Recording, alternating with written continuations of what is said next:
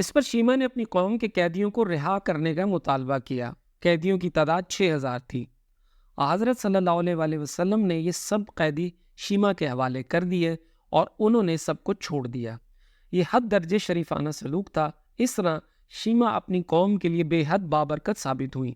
اس کے بعد بنی ہوازن کے دوسرے قیدیوں کو بھی رہائی مل گئی۔ مالک بن عوف جنگ کے میدان سے فرار ہو کر طائف چلے گئے تھے، جبکہ ان کے گھر والے قیدی بنا لیے گئے تھے۔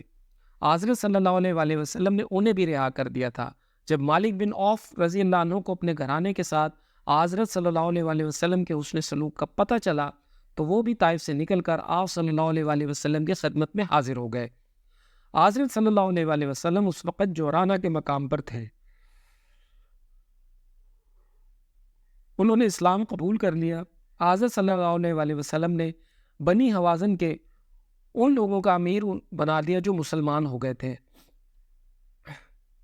جورانے سے حضرت صلی اللہ علیہ وسلم مکہ معظمہ روانہ ہونے لگے تو عمرے کا احرام باندھ لیا۔ وہاں سے روانہ ہو کر رات کے وقت مکہ میں داخل ہوئے۔ آپ صلی اللہ علیہ وسلم مسلسل لبیک یعنی تلبیہ، لبیک اللہم لبیک لبیک لا شریک لک لبیک ان الحمد والنعمت لک والملک لا شریک لک پڑھتے رہے۔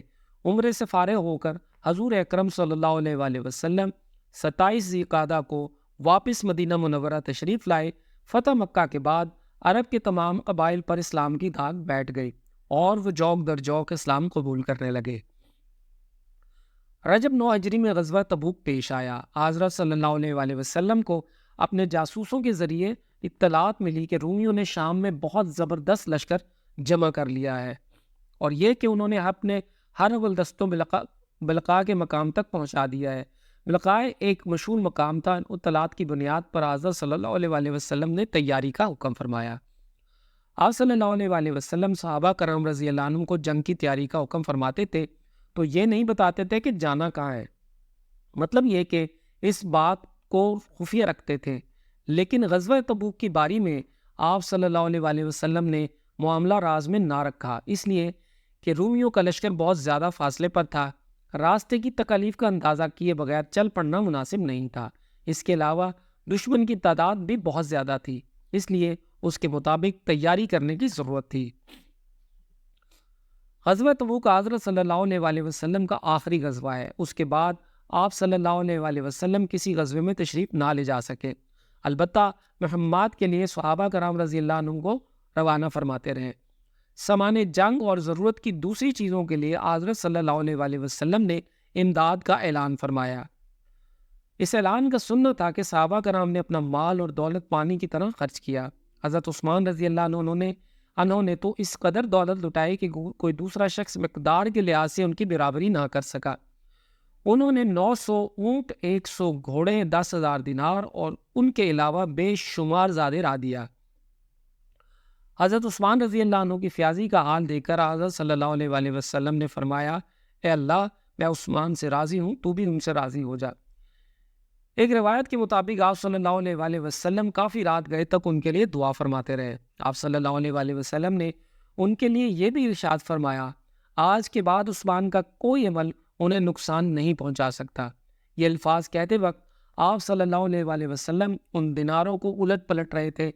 حضرت عثمان رضی اللہ عنہ کے علاوہ جو دوسرے مالدار صحابہ تھے انہوں نے بھی لشکر کی تیاری میں زبردست امداد دی۔ حضرت ابو بکر صدیق رضی اللہ عنہ تو قربانی میں سب سے بڑھ گئے، اپنے گھر کا سارا سامان لے آئے۔ اس کی تعداد 4000 درہم کے برابر تھی۔ حضرت صلی اللہ علیہ وسلم نے ان سے پوچھا، ابو بکر، اپنے گھر والوں کے لیے بھی کچھ چھوڑا ہے یا نہیں؟ جواب میں انہوں نے عرض کیا، میں نے ان کے لیے اللہ اور اللہ کا رسول چھوڑا ہے۔ حضرت عمر رضی اللہ عنہ اپنا نصف مال لائے۔ حضرت عبد الرحمن بن عوف رضی اللہ عنہ بھی بہت سا مال لائے۔ حضرت عباس بن عبد المطلب بھی بہت مال لائے اور تو انہیں اپنے زیورات اتار کر بھیجے۔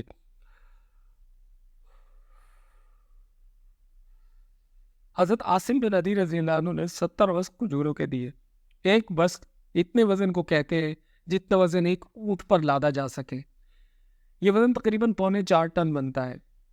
آخر کار جنگ کی تیاری مکمل ہو گئی۔ حضرت صلی اللہ علیہ وسلم 30,000 کے لشکر کے ساتھ روانہ ہوئے. اس لشکر میں 10,000 گھوڑے تھے.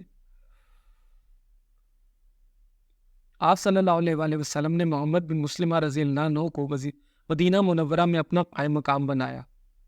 اس لشکر میں کچھ منافقین بھی شامل ہوئے. ان میں منافقوں کا سردار عبداللہ بن ابی سلول بھی تھا. یہ مہم چونکہ بہت دشوار تھی، طویل فاصلے والی تھی، اس لیے اکثر منافقین تو شروع ہی سے ساتھ نہیں دیتے تھے. پھر جانے والوں میں سے بھی بہت سو کی ہمت جواب دی گئی اور وہ کچھ ہی دور چلنے کے بعد واپس لوٹ گئے. اس طرح منافقوں کا پول کھل گیا. حضور اکرم صلی اللہ علیہ وسلم نے اس غزوہ کے لیے کئی پرچم تیار کرائے تھے. سب سے بڑا پرچم حضرت ابو بکر صدیق رضی اللہ عنہ کے ہاتھ میں دیا. حضرت علی رضی اللہ عنہ کو آپ صلی اللہ علیہ وسلم نے مدینہ منورہ ہی میں ٹھہرنے کا حکم فرمایا. اس پر حضرت علی رضی اللہ عنہ کو کچھ پریشانی محسوس ہوئی تو آپ صلی اللہ علیہ وسلم نے ارشاد فرمایا، کیا تم اس بات سے خوش نہیں ہو کہ تمہاری حیثیت میرے لیے وہی ہو جو موسیٰ علیہ السلام کے لیے ہارون علیہ السلام کی تھی؟ فرق یہ ہے کہ ہارون علیہ السلام نبی تھے اور میرے بعد کوئی نبی نہیں. یہ سن کر حضرت علی رضی اللہ عنہ مطمئن ہو گئے. سوائے غزوہ تبوک کے اور کوئی غزوہ ایسا نہیں جس میں حضرت علی علیہ السلام شریک نہ ہوئے ہوں. اس سفر کے دوران تبوک کی طرف جاتے ہوئے حضرت صلی اللہ علیہ وسلم اور صحابہ کرام رضی اللہ عنہم ان کھنڈرات کے پاس سے گزرے جو قوم سمود کا وطن تھا اور جنہیں اللہ تعالیٰ نے عذاب سے تباہ و برباد کر دیا تھا. اس مقام سے گزرتے وقت حضرت صلی اللہ علیہ وسلم نے اپنے سر مبارک پر کپڑا ڈال لیا تھا اور سواری کی رفتار تیز کر دی تھی تاکہ جلد وہاں سے گزر جائیں. آپ صلی اللہ علیہ وسلم نے صحابہ کرام رضی اللہ عنہم سے فرمایا تھا، ان کھنڈرات کے پاس روتے ہوئے گزرو، کہیں تم بھی اس بلا میں گرفتار نہ ہو جاؤ جس میں یہ قوم ہوئی تھی. آپ صلی اللہ علیہ وسلم نے یہ اعلان بھی فرمایا، آج رات ان پر آندھی کا زبردست طوفان آئے گا، جس کے پاس اونٹ یا گھوڑا ہے وہ اس کو باندھ کر رکھے. ساتھ میں آپ صلی اللہ علیہ وسلم نے حکم فرمایا، آج رات کوئی شخص تنہا اپنے پڑاؤ سے باہر نہ جائے بلکہ کسی نہ کسی کو اپنے ساتھ ضرور رکھے. پھر اتفاق ایسا ہوا کہ ایک شخص کسی ضرورت سے تنہا باہر نکل گیا. نتیجہ یہ ہوا کہ اس کا دم گھٹ گیا. ایک دوسرا شخص اپنے اونٹ کی تلاش میں نکل گیا. اس کا انجام یہ ہوا کہ ہوا اسے اڑا کے لی گئی اور پہاڑوں پر جا پھینکا. حضرت صلی اللہ علیہ وسلم کو جب ان دو واقعات کا علم ہوا تو فرمایا، کیا میں نے کہا نہیں تھا کہ کوئی تنہا نہ جائے؟ باہر جانا پڑے تو کسی کو ساتھ لے کر نکلے. اس سفر کے دوران ایک روز پانی بالکل ختم ہو گیا. پیاس نے لوگوں کو پریشان کر دیا. آخر لوگوں نے حضرت صلی اللہ علیہ وسلم سے ذکر کیا. آپ صلی اللہ علیہ وسلم نے دعا کے لیے ہاتھ اٹھا دیے. آپ صلی اللہ علیہ وسلم اس وقت تک ہاتھ اٹھائے رہے جب تک کہ بارش نہ ہو گئی، اور اتنی بارش ہوئی کہ سب سیراب ہو گئے. لشکر نے اپنے برتن بھی بھر لیے. ان حالات میں آپ صلی اللہ علیہ وسلم کی اونٹنی گم ہو گئی.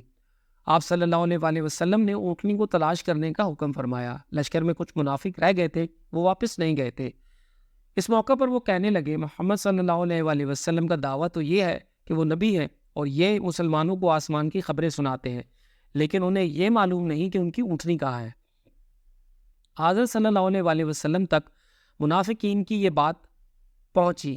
اللہ کی قسم میں انہی باتوں کو جانتا ہوں جو اللہ تعالیٰ مجھے بتا دیتے ہیں،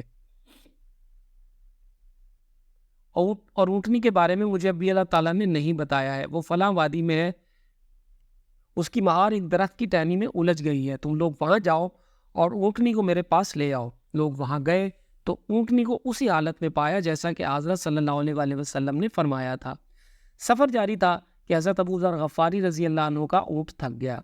جب کسی طرح چلنے کے لیے تیار نہ ہوا تو تنگ آ کر حضرت ابو ذر رضی اللہ عنہ نے سامان اس پر سے اتار کر اپنے سر پر رکھ لیا اور پیدل چل پڑے، یہاں تک کہ حضرت صلی اللہ علیہ وسلم تک پہنچ گئے. لوگ آپ صلی اللہ علیہ وسلم کو پہلے ہی خبر دے چکے تھے کہ ابو ذر پیچھے رہ گئے ہیں کیونکہ ان کا اونٹ تھک گیا تھا. یہ سن کر آپ صلی اللہ علیہ وسلم نے فرمایا، اسے اس کے حال پر چھوڑ دو. حضرت ابو ذر میں کوئی خیر ہے تو اللہ تعالیٰ اسے تم تک پہنچا دے گا، اور اگر خیر کی بجائے برائی ہے تو سمجھ لو اللہ نے تمہیں اس سے امن دے دیا. پھر لوگوں نے دور سے کسی کو آتے دیکھا تو حضرت صلی اللہ علیہ وسلم کو اطلاع دی. آپ صلی اللہ علیہ وسلم نے فرمایا، ابو ذر ہوں گے، اللہ ان پر رحمت فرمائے. اکیلے ہی پیدل چلے آ رہے ہیں، اکیلے ہی مریں گے، یعنی ان کی موت ویرانے میں ہوگی اور اکیلے ہی دوبارہ زندہ ہو کر قیامت میں اٹھیں گے۔ حضرت ابو ذر غفاری رضی اللہ عنہ کے بارے میں حضرت صلی اللہ علیہ وسلم کی یہ پیشن گوئی لفظ بلفظ پوری ہوئی۔ حضرت عثمان رضی اللہ عنہ کے زمانے میں وہ ربضہ کے ویران مقام پر چلے گئے تھے، وہیں ان کی موت واقع ہوئی۔ آخر اسلامی لشکر نے تبوک کے مقام پر